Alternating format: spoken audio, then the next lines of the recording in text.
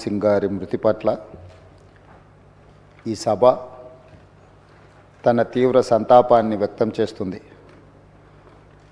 శోకార్తులైన వారి కుటుంబ సభ్యులకు ప్రగాఢ సానుభూతి తెలియజేస్తుంది. అంతర్జాతీయ ప్రఖ్యాతి పొందిన ఆర్థికవేత్త డాక్టర్ మన్మోహన్ సింగ్ గారు భారతదేశానికి తన విశిష్టమైన సేవలను అందించారు.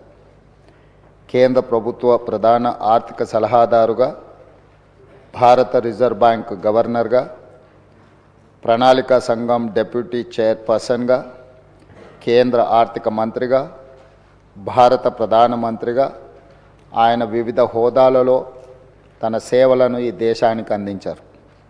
డాక్టర్ మన్మోహన్ సింగ్ గారు మన దేశంలో ఆర్థిక సంస్కరణలను రూపశిల్పి.